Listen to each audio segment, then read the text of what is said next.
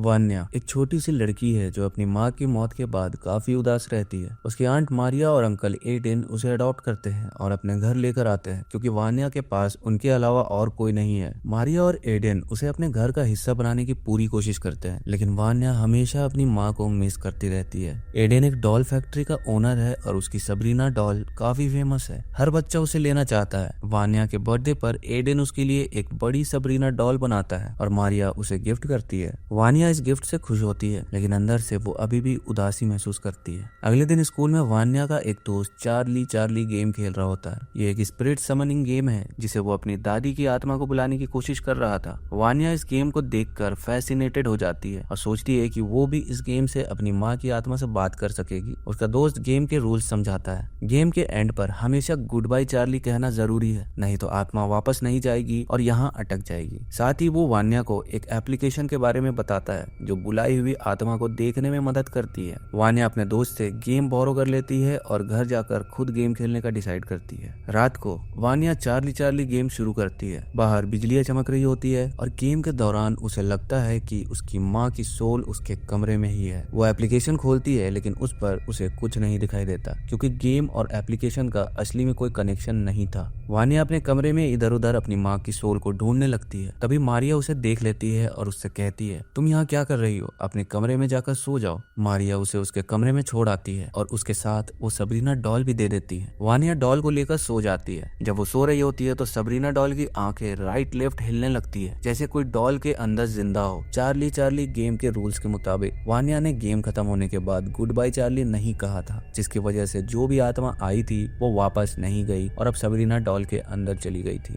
घर में किसी को इस बात का पता नहीं था। अगले दिन मारिया देखती है कि सबरीना डॉल अपने आप ही कमरे के बाहर आ गई है, जो देखकर वो थोड़ा घबरा जाती है। रात को वान्या एक बार फिर अपने एप्लीकेशन पर अपनी माँ की सोल को ढूंढती है। इस बार उसे लगता है कि उसके आसपास कोई सोल है। वो धीरे धीरे एप्लीकेशन की मदद से उस सोल की तरफ बढ़ती है और एक डमी के सामने पहुंच जाती है। इससे पहले कि वो कुछ समझ पाए, एक अनजान शक्ति उसे अलमारी के अंदर खींच लेती है। अगले दिन वान्या मारिया को ये सब बताती है और कहती है, मैंने अपनी माँ की आत्मा को इस घर में बुलाया था, मैंने उसे देखा था, मैंने उसे महसूस किया था। मारिया उसे समझाती है, तुम्हारी माँ अब इस दुनिया में नहीं है। लेकिन मारिया और एडेन वान्या की बातें और उसकी ये हरकतों से डरने लगते हैं। उन्हें लगता है कि अगर वान्या को कुछ टाइम के लिए छुट्टियों पर ले जाए तो उसका मन बदल जाएगा और वो नॉर्मल हो जाएगी। सब छुट्टियों के लिए घर से बाहर चले जाते हैं, लेकिन एक रात जब मारिया अपने कमरे में अकेली चल रही होती है तो वो देखती है कि पियानो के सामने कोई बैठा है। जब वो ध्यान से देखती है तो समझ आता है कि वो और कोई नहीं बल्कि उसकी बहन की आत्मा है। लेकिन अगले ही पल वो आत्मा एक डीमन में बदल जाती है और मारिया पर अटैक करने लगती है। मारिया अपनी जान बचाने के लिए इधर उधर भागती है। उसकी चीखें सुनकर एडेन भी वहां पहुंचता है, लेकिन वो डीमन इनका पीछा नहीं छोड़ती।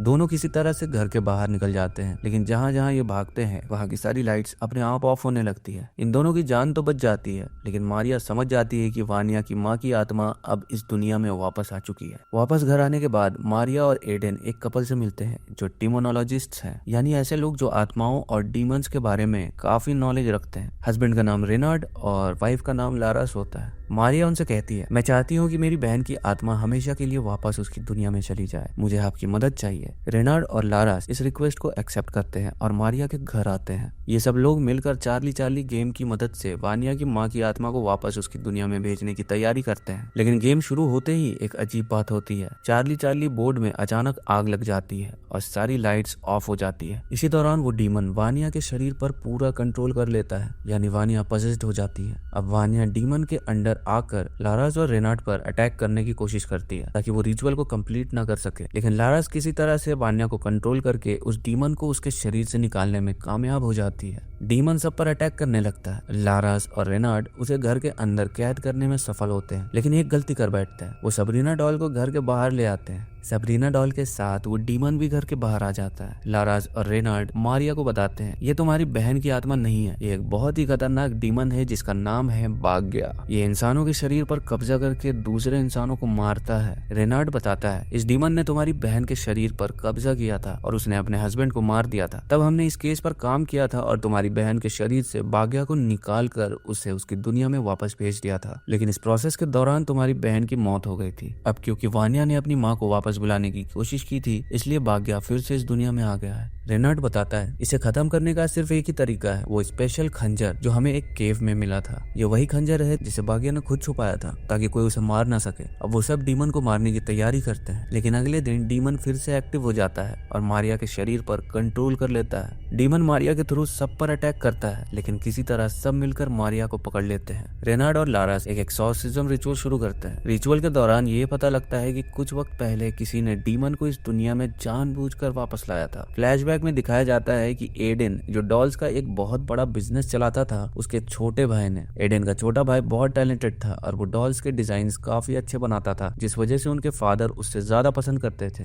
जब एडेन के फादर की मौत होती है तो लॉयर एडेन को बताता है कि उन्होंने अपनी प्रॉपर्टी और बिजनेस का 40% एडेन को दिया है, जबकि 60% छोटे भाई को। ये सुनकर एडेन के दिल में जेलसी आने लगती है। एडेन अपने भाई को खत्म करने का प्लान बनाता है और एक तांत्रिक के पास जाता है। वो उसे कहता है, मैं चाहता हूँ तुम मेरे भाई को अपने तंत्र और मंत्र से मार दो ताकि उसका हिस्सा मुझे मिल जाए। तांत्रिक उसकी बात मान लेता है और दूसरी दुनिया से एक डीमन को बुलाता है जो और कोई नहीं बल्कि भाग्य होता है। भाग्य पहले एडेन के छोटे भाई के शरीर पर कब्जा करने की कोशिश करता है, लेकिन सफल नहीं हो पाता। तब वो उसके भाई की पत्नी के शरीर पर कब्जा कर लेता है, जो और कोई नहीं वान्या की माँ थी। यानी एडेन और वान्या के फादर रियल ब्रदर्स थे और वान्या की माँ और मारिया रियल सिस्टर्स। भाग्य के कब्जे में आने के बाद वान्या की माँ अपने हस्बैंड को मार देती है। बाद में उस डीमन को उसके शरीर से निकालने के लिए कई रिचुअल्स किए गए, जिनमें वान्या की माँ की मौत हो गई। लेकिन अब वो डीमन भाग्य इस दुनिया में वापस आ चुका है। अब मारिया और सबको पता चलता है कि ये सब एडेन की वजह से हुआ था। भाग्य को इस दुनिया में एडेन ही लाया था और वही वान्या के माँ बाप की मौत के जिम्मेदार भी है। भाग्य फिर एडेन के शरीर पर कब्जा कर लेता है और सब पर अटैक करना शुरू करता है, लेकिन रेनार्ड और लारा अपने मंत्रों के उच्चारण से भाग्य को एडेन के शरीर से निकाल देते हैं। डीमन के असली रूप को सब देखते हैं, एक खतरनाक और विशाल शक्ति जो सबको खत्म करना चाहता था। लेकिन इससे पहले कि भाग्य अपना काम कर पाता, लारास उस स्पेशल खंजर का इस्तेमाल करके उस डीमन का अंत कर देती है। भाग्य का खात्मा हो जाता है और सब कुछ शांत हो जाता है। कुछ देर बाद पुलिस आती है और एडेन को अरेस्ट कर लेती है, क्योंकि वो अपने भाई और भाभी की मौत का असली जिम्मेदार था। अब वान्या और मारिया की जिंदगी नॉर्मल हो जाती है और दोनों एक साथ खुश हैं। लारास और रेनार्ड के पास एक और कॉल आती है, एक नए केस की, जो उनके पिछले केस से भी ज्यादा खतरनाक है। ये दोनों नए केस को सॉल्व करने के लिए तैयार होते हैं और यहीं पर सबरीना की कहानी खत्म हो जाती है। उम्मीद है ये कहानी आपको पसंद आई होगी।